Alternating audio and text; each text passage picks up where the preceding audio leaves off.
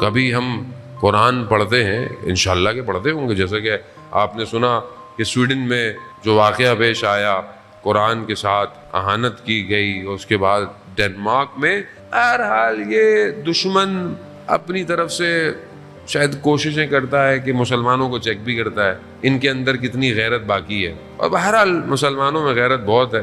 یہ ہم تو حکم کا انتظار کر رہے ہیں، ہمیں حکم آ جائے تو ہم پتہ نہیں کیا کر بیٹھے۔ یہ تو ہم اس لیے خاموش ہیں کہ غیبت کے پردے میں وہ بھی ہمارا انتظار کر رہا ہے۔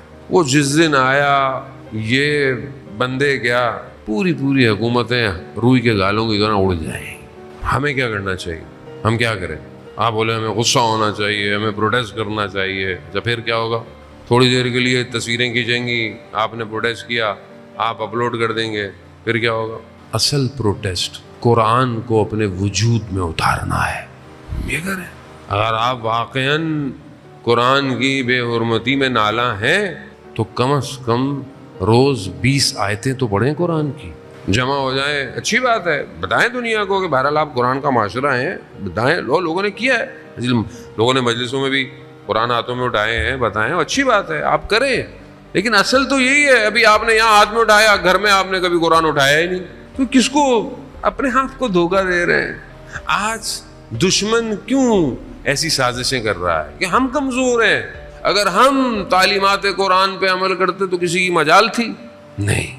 قرآن امام جعفر صادق علیہ الصلوۃ والسلام ارشاد فرماتے ہیں، اللہم صلی علی محمد علی محمد، امام فرماتے ہیں کہ 50 آیتیں قرآن کی ڈیلی پڑھنی چاہیے، 50، لیکن بعض روایات کہتی ہیں کہ اگر 20 پڑھو تو کم از کم غافلوں میں سے نہیں ہو۔ لیکن کتنا ہم پڑھتے ہیں؟ اور یہ عزیزان محترم دیکھیں، قرآن صرف ثواب کمانے کے لیے نہیں پڑھنا، آپ نے قرآن سمجھنے کے لیے پڑھنا ہے، تدبر، تفکر۔ میری زندگی گزر گئی، میں نے قرآن کی تفسیر نہیں دیکھی، مجھے پتہ ہی نہیں ہے کتنی تفسیریں، تفسیر کہتے کیسے؟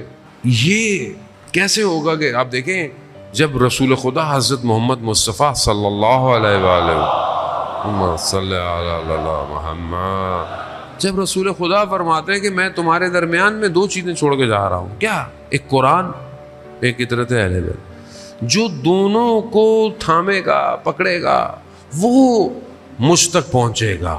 یعنی امپورٹنٹ چیز ہے نا، ایسی تو نہیں ہے۔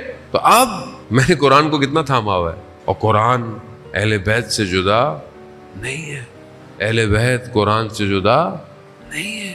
خوب اس کو پریکٹیکل ترجمہ پڑھیں۔